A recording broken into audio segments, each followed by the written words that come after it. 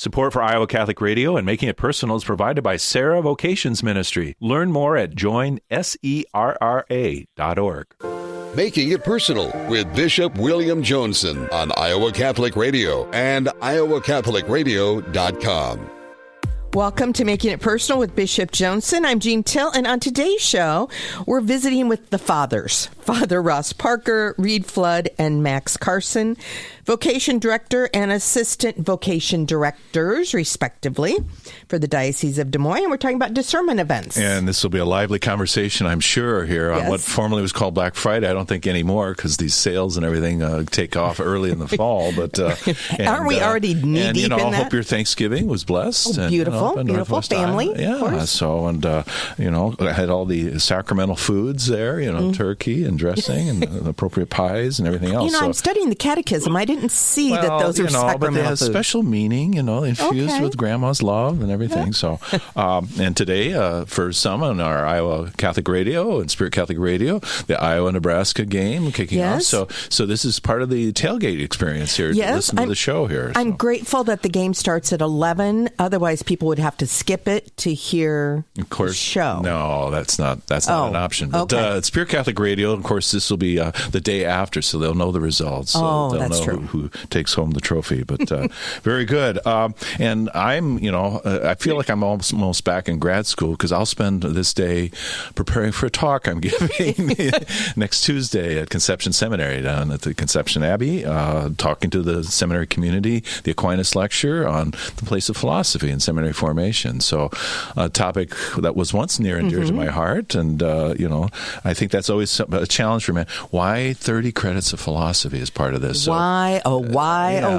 So I'll be kind of an apologist for that. And, even kind of my reflective reading in there, I came across Pope Emeritus Benedict, the late Pope, in his writings on Spe Salvi, the saving hope. And he talks about, in this month of November, things that we're very much pondering and holding. We think about life and death, those who've gone before us, and the role of Jesus and how he was conceived among the early ancients. We know that astrology and others purported to have wisdom, the wise men and magi, but in the person of Jesus then, we're known that heaven is not empty. Life is not a simple product of laws and the randomness of matter. And so very early on, a true philosopher is one who teaches us the art of living and dying, says Pope Benedict. But toward the end of the 3rd century, on a sarcophagus of a child in Rome, we find for the first time in the context of the resurrection of Lazarus, the figure of Christ as the true philosopher. He holds the gospel and the philosopher's staff in his other hand. So we see this image of one who tells us who man truly is and what a man must do in order to be truly human. Only one who can teach us the way beyond death is the true teacher of life. And so hopefully there'll be some strings there and chords that speak to people's hearts. But fathers, you had this in your path as well, philosophy. And we only have about a minute and a half here. I've kind of waxed on already. But what was your initial attitude when you were told you're going to be studying philosophy, when you just wanted to love Jesus and serve the church as a priest? Father Max, any thoughts on that? Yeah, you know how we talk about purgatory, like the purifying fires? Bringing into heaven? Yeah. So, right, moving right along, Father Reed. Father Reed, how about you? Philosophy, man, it's the love of wisdom. You got to bring it on. And I will say that the first time that I made the switch in education from just like producing whatever tests or whatever questions on a test or producing the answers on the test, it was an epistemology class that I took that really converted me. As like, wow, actually, this is awesome. This is enjoyable. I'm not just learning this for a grade. I'm learning this for the love of wisdom itself. So that would not be the first area of philosophy that would come to mind. Epistemology, the philosophy of how we know. What can we know? What are the limits of knowledge? Which in the modern era after Descartes, that's for some they think that's what all philosophy is, and there's nothing else. So, but we could go on and on. Father Ross, I'm going to spare you asking you this. So after the break, we'll come back and get into it here as we think about vocations and the work and the ministry of the men considering a call to priesthood. Well, when we return, we will be continuing our conversation with Fathers Ross Parker, Reed Flood, and Max Carson, the Vocation Director and Assistant Vocation Directors for the Diocese of Des Moines, talking about discernment events for men considering the priesthood. Support for Iowa Catholic Radio is provided by Ashworth Vision Clinic. Complete eye exams, contact lenses, glasses, glaucoma testing, and urgent eye issues. 515-440-4610, ashworthvision.com. Thank you to our business partner, Big Red Q Quick Print. Family owned and operated since 1980, Big Red Q Quick Print is a full-service print shop ready to help you with all your printing needs with speed and accuracy. BigRedQ-DesMoines.com. BigRedQ-DesMoines.com. Support for programming provided by Trappist Caskets, a work of the monks of New Mallory Abbey in Peosta, Iowa. Embracing an honest approach to death can more readily affirm the real meaning of life. Trappist caskets and urns are made in the prayerful environment of the monastery, using Iowa-grown wood from the Abbey's sustainable forest. Each casket and urn is blessed by a monk. Quietly laboring with their hands for 175 years, the monks offer workmanship at the pinnacle of woodworker's craft. Available for immediate delivery or as a part of a pre-planning program. Learn more at TrappistCaskets.com.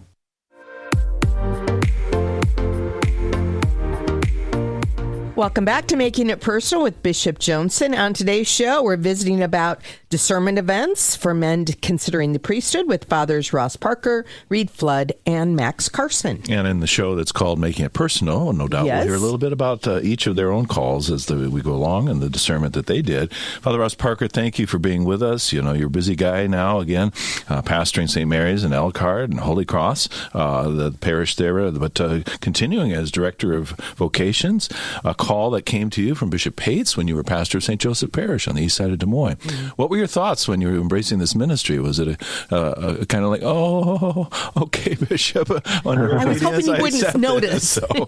Yeah.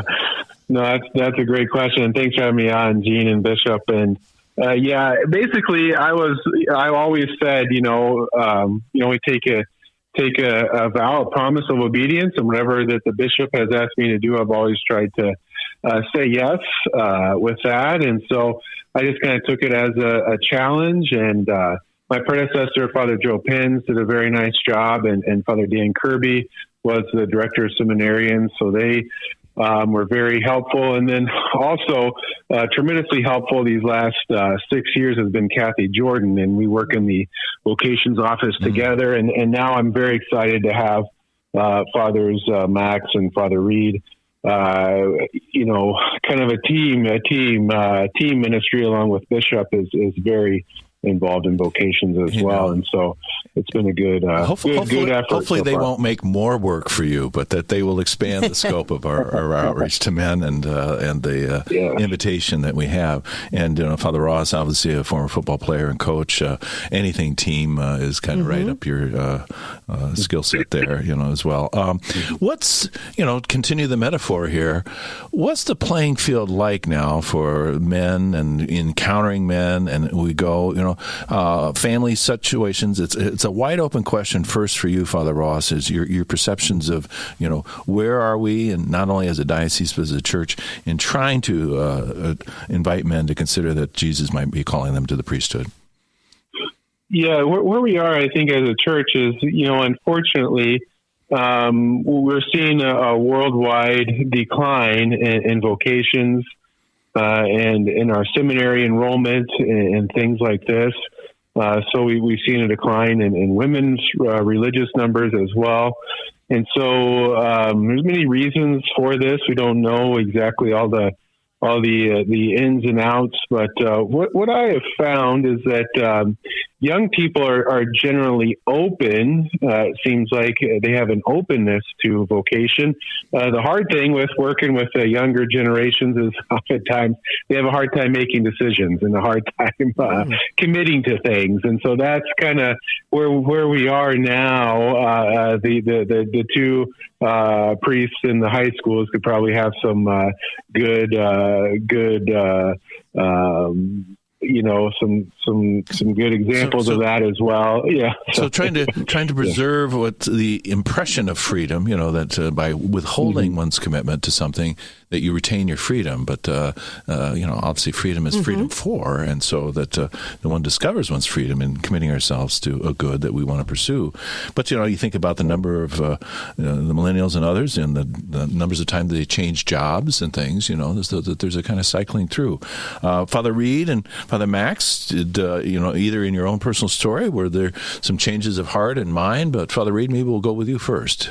Sure. Well, thank you, Bishop. And for me, playing along this theme of call and response, right? The vocation, right? I mean, we're responding to God's call. For me, just as a high school man, because I joined seminary right out of high school, which is bold, yeah. A lifer, they say. But if you had asked me as a high school man, hey, have you ever thought about, do you think that you would be a priest? I definitely would have probably responded no to that. I had always respected priests, and I was very blessed to have a good role model and high school chaplain, my priest hero, really, Father Kowski, who was our football chaplain at Dowling Catholic, which is where I went. So I had always wanted adventure in my life, and it really wasn't until it was proposed to me by that high school chaplain, this offer, this suggestion, hey, have you ever thought about becoming a priest? I think you make a great priest. And me just thinking of it purely from terms of maybe like a kind of careerism. Well, I know that, Father. I know I'd make a good priest, but humility is always good. Yeah, I heard you say that a few weeks ago. Just laughing at that. But what it did for me was it provided. I don't know. I mean, we talked about epistemology there in the first segment, but it all comes back. Yeah. It clicked, it made a connection, and it allowed there to be this other synapse for that electricity, right? For that dynamism to occur. I wanted this adventure. Here was an adventure. And within that gap, the Holy Spirit could really fire and activate. Very psychological, right? What I'm speaking, but it really fueled my entire being. And I decided to try it out. I was like, okay, Lord, I'll try it. But if I stop enjoying this, okay, I'm out. And, long story short, I'm a priest. I'm in my third year of priesthood, and the adventures keep on coming. So the Lord is very generous. Oh, okay. So the grace for you that it wasn't a path mixed with large regrets or something, but that sense of mystery and adventure. Father Max, your own unique path, but was it proposed from somebody else, or was this something that welled up within your own heart? Yeah, this is something that really did well up within my own heart in a very frightening manner, at least to me at the time. So what happened while Father Reed was on the field, I was one of the guys in the front rows of the Dowling student section, all painted up, going crazy with my friends. And I remember Father Zakowski on the sideline. This was one early Friday in October, my senior year of high school. He turned around. He made eye contact with me. He started laughing at me and then turned back around. This is weird. He didn't sneer. He laughed. Okay. Yeah, he didn't sneer. He laughed. Yes. A good godly laugh. And I thought to myself, okay, that was a really odd encounter. I'm just going to try to forget about that. The next day, my best friend at the time and we went to the University of Northern Iowa to check out the music program there. So at this time, all I wanted to do was be a rock star. I want to travel the world, play guitar for everyone, and that's how I want to get paid. That was my passion. That was my dream. And we were making that happen. We had a full-length album recorded that year. And so, as a 17-year-old, my dreams are coming true, but then I have this encounter with a priest, and I go to this visit as soon as I'm trying to go to bed during this college visit. I start seeing myself in the black pants, the black shirt, and the white collar. And I say to myself, I've never thought about myself as a priest before, never even considered it. Why is this thought penetrating my mind and staying there? And as I was internally imploding with this thought, I couldn't wait for school to start on Monday, which was never the case. But to go and talk to Father Kowski and say, hey, what's going on? And so that's what I did. I ran into his office and I said, hey, I'm starting to think about the priesthood. Can you pray a prayer over me to get it to go away? I don't know who that patron saint is. You went to the wrong guy. Yeah. was divine trickery. Yeah. And he said to me, he starts laughing again. And he said, when I saw you with your friends acting like an animal in the stands, I prayed to God and I said, Lord, if this kid is supposed to be a priest, bother the heck out of his conscience this weekend. And that was the prayer that was answered. And so that was the first moment I thought about it, and I haven't stopped thinking about it for the past 11 years. Well, thank you for the, sharing that. And, we think about where we might encounter men, and obviously as Father Reed and Father Max, you are the chaplains at our two high schools in the diocese, Donnelly Catholic and St. Albert Catholic. So you're engaged with men and young women who might be considering religious life as well. Is this something that they come to you, and Father Ross, your own experience too? Or do you kind of sit there, at the home office and just kind of wait for people to call on you, like people, coming in on a car lot, and then they want to talk to a salesman or something, But how do these encounters happen? And maybe for you, Father Ross, to share some of your experiences. Yeah, I think I've tried different things over the years, whether emailing people, trying to be in contact. But what I found is the best thing is face-to-face contact. And so, if possible, if a young man and your young women interested in religious life, try to go to their homes and meet with them and their parents. Usually is a very good practice that I've gotten into. Just meeting people, talking to them, especially I always think about even hearing, I know Father Reed and Father Max's kind of stories, just the courage it takes to reach out to me as a vocation director. And then once they do that, kind of continuing the conversation, and going out to eat, spending time together and things like that. And I think the really crucial role is pastors and parents. And so parents, especially, if they have that openness for their children to think about a religious vocation, that helps us immensely. Then also, I think pastors, identifying people who may have a vocation and encouraging them amongst the other duties that they have. We have a study that comes out from Georgetown University every year. It's called the CARA study. And no one says that it was the vocation director who helped me discern my vocation. It's always mom and dad, grandma, grandpa, aunts and uncles, and then the pastors are crucial. And so those are good. And I think too, Bishop, I think it was kind of the Holy Spirit kind of having, inspiring you. And I think, assigning Father Reed and Father Max as assistant vocation directors, because they're where the kids are. I mean, so that was a good thing. And I've heard from all the brother priests how that was a great idea. And so I appreciate that. And I think those will kind of help us, those kind of movements. Well, just I think, for you, Father Ross, and obviously as Father Reed and Max, just living their priesthood in the joyful way that you do, and just being yourself and your wonderful humanity that just comes forward, and that you're not adopting a role, you're just being. We talk about Jesus, showing us the way to be human, and that this is a way where your own humanity has come to kind of in integration and in a marvelous way. And obviously, we're all unfinished products here. God is still working on us. The adventures of the National Catholic Youth Conference, World Youth Day.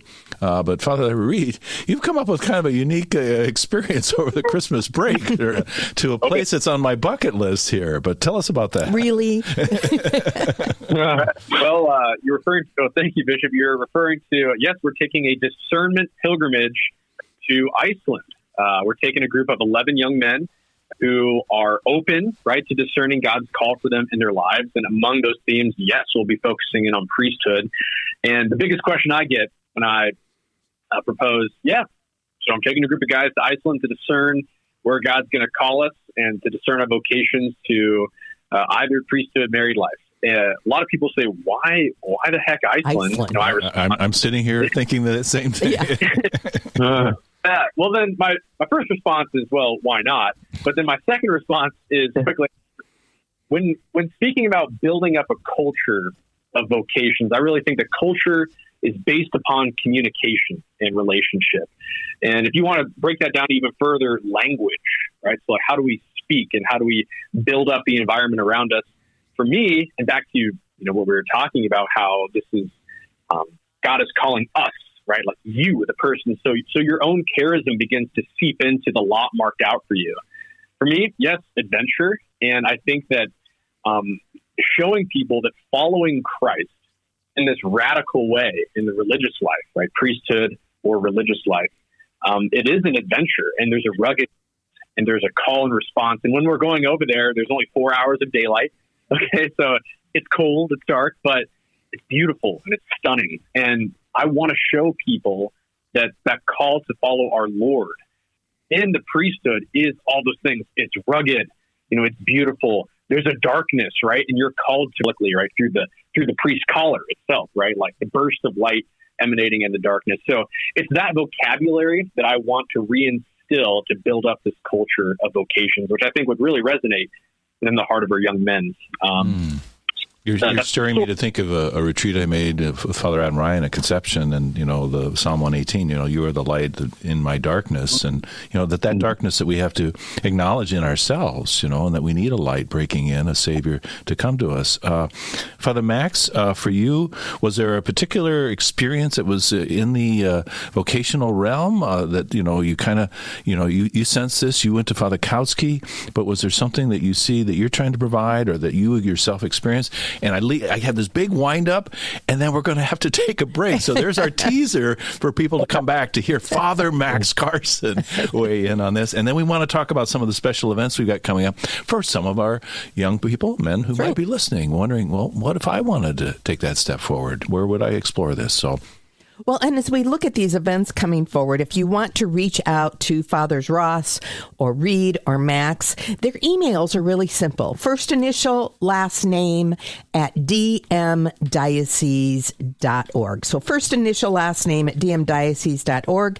You're listening to Making It Personal with Bishop Joensen on Iowa Catholic Radio and the Spirit Catholic Radio Network. Support for Iowa Catholic Radio provided by the Sarah Vocations Ministry, including the St. Sarah Club of Des Moines and the Sarah Club of Council Bluffs. Sarah is an apostolate of the Worldwide Catholic Church dedicated to fostering and supporting priesthood and religious vocations. Sarahans strive to accomplish their mission through prayer, fellowship, and service to the bishop, priests, sisters, and all in religious formation, and in doing so to increase their own holiness. Learn more at joinsarah.org, joinserra.org. Thank you, Sarahans, for your support of Iowa Catholic Radio.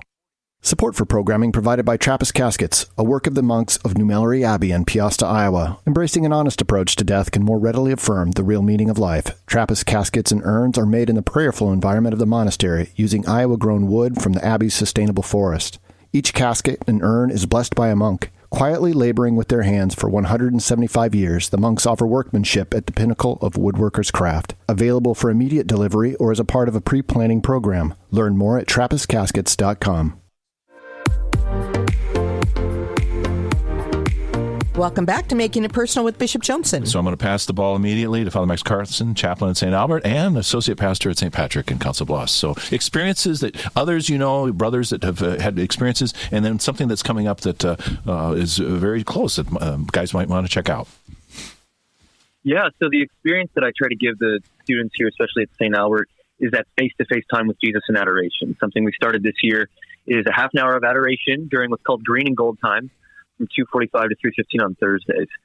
This has been a great grow of students coming to know Jesus in this way, so much so that last week, this eighth grader from the Lutheran tradition, she said, in adoration, Jesus asked her to convert to Catholicism. And this is a girl who has been talking about religious life for the last year.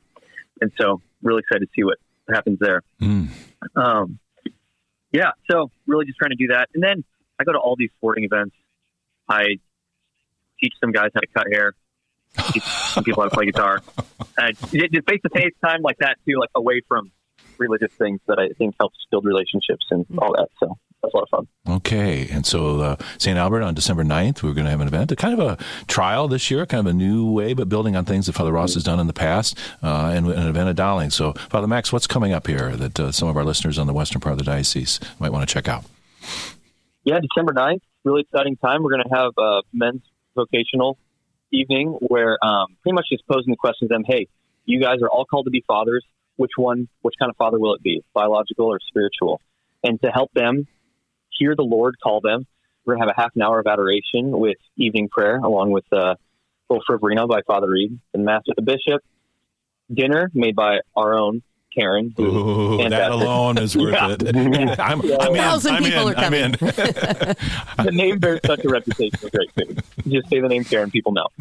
And then we'll just have time for some question and answers. Something that I think we did at Dowling that went really well is have them write down questions on little sheets of paper during adoration while they're asking these questions to the Lord about vocation and discernment. And then during the latter part of dinner, they get to ask all the priests and the bishop in the room these questions anonymously.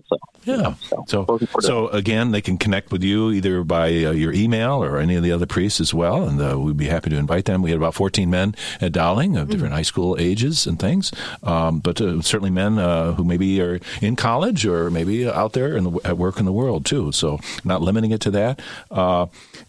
Father Ross, we also have another event this has become a marvelous tradition for me in my spirituality of Advent, but it's something that long preceded me. So tell us what's coming up on that front. Yes, December 16th and 17th, we have our Bishop's Discernment Retreat, and this will be, it's at Creighton Retreat Center in Griswold, Iowa, and it is a tremendous opportunity to spend some time with the Lord, spend some time with Bishop, and it's an event more for seniors in high school and older men who are, seriously discerning their vocation. And I would say it is probably one of the best events that we have for discernment and get a chance to meet one-on-one with Bishop.